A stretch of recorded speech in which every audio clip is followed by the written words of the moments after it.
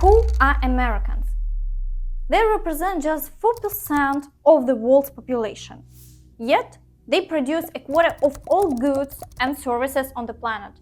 That's as much as the output of 3 billion residents of China, India, and even Russia combined. What is the American economy? It comprises half of the world's most valuable companies, with 8 out of the top 10 being American. But why is the economy of this country so robust? Well, industrial leaders of the 20th century were busy destroying each other in wars and revolutions, wasting time. The United States was getting richer and gathering the best resources and mines to itself. Plus, today, the USA completely dominates its continent. It's impossible to invade or occupy it. Yes, it can be threatened with nuclear ballistic missiles, but it's better to remember that a deadly response is guaranteed. In fact, the US armed forces outnumber and outpower all their neighbors, giving them free rein to control. What? Well, this significant portion of the pie is called global trade, and its juiciest slice, 80%, is what people transport to each other by sea. It's the cheapest and fastest way to trade throughout human history. The only difference is that in previous centuries, the main trade routes went through the Atlantic, and that's what Europeans used to enslave Africa, North and South America, and extract all the available resources. But something amazing happens in early 1980s. For the first time in history, as many goods start being transported through the Pacific Ocean as through the Atlantic. And now, let's take another careful look at the map. Whose geography, without obstacles and competitors, overlooks 2 oceans at once? What will Americans do to gain control over them? And why are there no objective reasons to overthrow the government in the 21st century?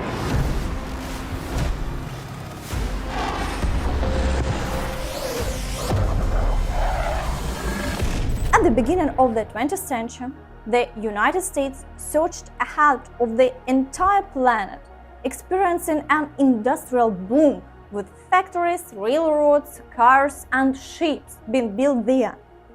However, this was mostly happening in the East. And which state is the most populous in the USA today, where the main technological and economic movement is happening? That's right, California. There, the US has San Francisco with its Silicon Valley and Los Angeles with its Hollywood Dream Factory. But all this is in the West. Now, take a look at how these lands were virtually uninhabited compared to the eastern coast at the beginning of the 20th century. And look at how many people live there now. From today's perspective, it's easy to conclude that the USA, well done, understand that they need to develop their West, and they will somehow successfully do it. But then there is a little problem. To transport goods from New York to San Francisco by the cheapest means, namely by sea, one has to travel 22,500 miles around the entire South America and back. And it's closer to everyone else in the world, like China and Japan, to trade with Europeans. In general, something needs to be done about this absurd route. And here is an illustrative story of how the United States defends its national interests. Please note, at that time, they waged war against the declining Spanish Empire and ruled over it, seizing Cuba, the Philippines, Guam, Puerto Rico, overthrowing the government in Hawaii, and taking islands in eastern Samoa for themselves. A lot of new possessions. They are scattered thousands of kilometers apart and across 2 oceans. So they need to somehow connect these 2 oceans. And there is a place between North and South America that just begging to have a canal dug there. There is an option here in Nicaragua. But it's rejected as too expensive, and there is also a volcano that erupts and allegedly could ruin the entire project. Panama remains mirror, where, rightly so, they plan to build the Panama Canal. And now it's a key location for international trade traffic. But at the beginning of the 20th century, none of this exists. There is Colombia, which owns Panama, there are Panamanians who want independence, and there are Americans who desperately need to build a canal to vigorously develop the western coast, defend their new Pacific possessions, and control trade while instantly shifting their military ships. What happens next? These very American warships head to the shores of Panama. On November 4, 1903, there is an uprising. The US Navy blocks Colombian forces to prevent them from suppressing this uprising. And just 2 days later, on November 6, the USA recognizes the independence of the new state, Panama. And 12 days later, a treaty is signed between the countries, granting the US the right to permanently station their armed forces in Panama, build the Panama Canal there, and control it. So for this unique historical opportunity, they pay only $10 million plus $250,000 annually for rent. And what will this canal change in international trade? Remember, I mentioned that from ports in the Far East, like Shanghai or Yokohama in Japan, it was closer to Europe and to London, for example. Now, new trade routes have been established, making it much closer to trade through New York. But most importantly, Americans gain the ability to quickly shift their military fleet from one ocean to another and concentrate it off the coast of any country they want to influence. And in the 21st century, maritime corridors like the Panama or Suez Canal or the Bosporus Strait are crucial for countries. They will fight to control the most important maritime trade routes on Earth and, consequently, the flow of money. Remember the commotion caused by the Given container ship, which ran aground in the Suez Canal for a week, so causing a major traffic jam and costing global trade $10 billion a day. By the way, the ship's owner company will be hit with a hefty fine, a mere $900 million, so to speak, for parking in the wrong place. But let's get back to the United States. Why am I so fixated on the story of the Panama Canal? Well, essentially, the main ideologist behind this Panamanian adventure from the American side was President Theodore Roosevelt. Around the same time, he will say his historic phrase, "Speak softly and carry a big stick, and you will go far." So, the states went ahead with a big stick. And it was Roosevelt who openly declared the principle with which the USA essentially lives to this day. If there are any military conflicts in the world, well, at that time in Latin America, the USA can use its military power to extinguish them. Where do such capabilities and appetites come from? Well, because there were no competitors around that time. Essentially, that's it. Look, by the mid-19th century, the US Army completely dominated North America. And the only troublesome southern competitor was Mexico. In 1846, war broke out between the countries. In less than 2 years, the American army crushed the Mexican one and, pay attention, took half of the Mexican territory. California, Arizona, Nevada, Utah, New Mexico, Texas, all of these belonged to Mexico at the time. And just so you understand, This territory is roughly the size of the entire Western Europe, from Poland to Portugal. And thus, US took it all. Well, not for free, of course. Mexico got some compensation, $15 million. Cheaper, as they say, only Alaska turned out. And keep track on the dynamics. In the 1850s, the USA dominated North America. Around 90,000, 15 years later, they were calling their shots in the entire Western Hemisphere.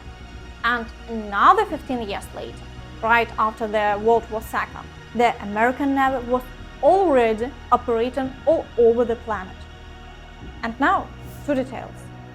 The first detail is that the industrial production of the USA during the years of World War II will double. And the second detail, a crucial role in this will be played by the Lend-Lease program. Now, this expression is once again relevant, and it's discussed in the following context. During World War II, Americans helped the Soviet Union by supplying food and weapons to fight against Germany, with payment deferred for later. So, today, Americans include Lend-Lease in favor of Ukraine, but usually the main point is overlooked in these casual conversations. Initially, Lend-Lease started to support Great Britain, and in this agreement there is a wonderful second part for Americans, the so-called reverse Lend-Lease. Under this, Great Britain, Australia, New Zealand and Free France transfer almost all of their naval bases in the Western Hemisphere to the United States. Essentially, at that moment, the USA is gifted control over the North Atlantic. And then, in the second half of the 20th century, nobody can dictate or interfere with the USA anymore. For example, if the Soviet Union wanted to deploy its missiles on the free from Americans Cuba, the US Navy would blockade the island, and faced with the threat of a Third World War, the missiles would be removed from Cuba. I've mentioned this in the episode about North Korea, so you can check it out for reference.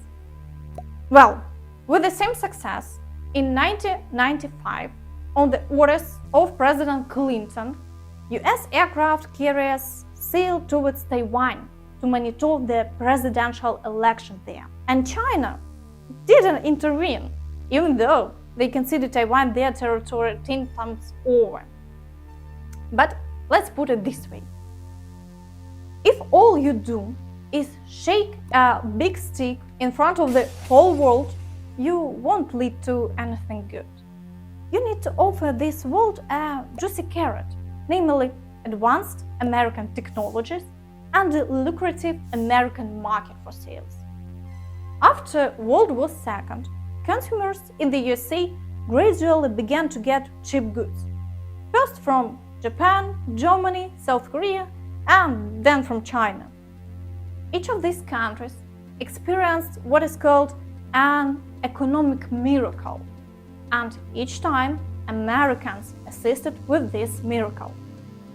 With Japan, they adjusted technology. They provided money and protection to Germany. They sprinkled some investments on South Korea and invested wholeheartedly in China.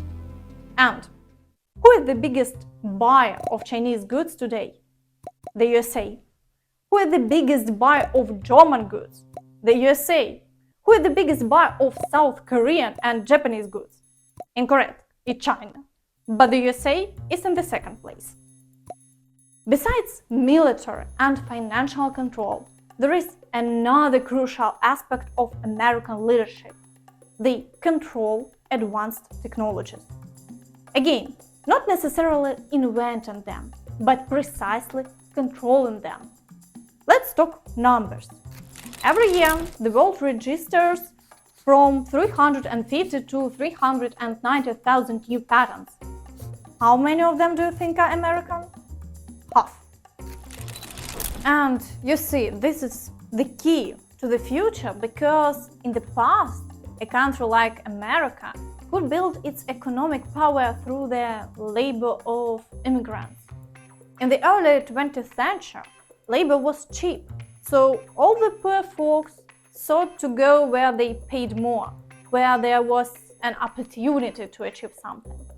But today, the dynamics with immigrants work differently.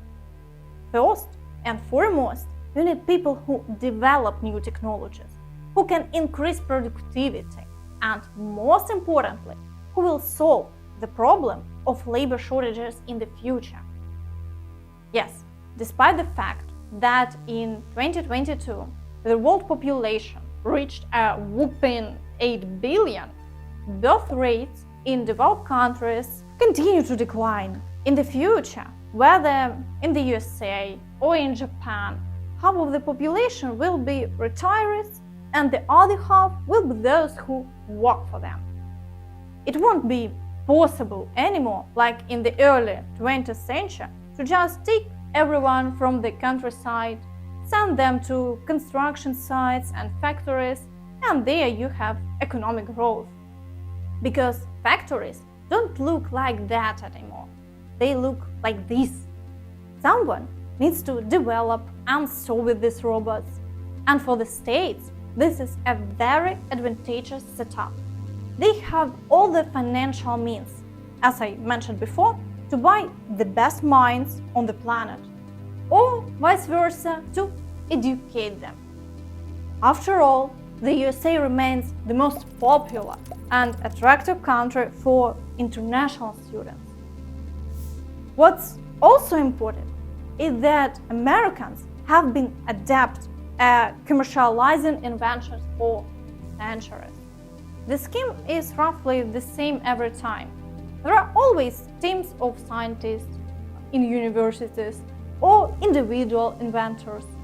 They develop new projects or ideas. And scientists always know that there will be funding for research.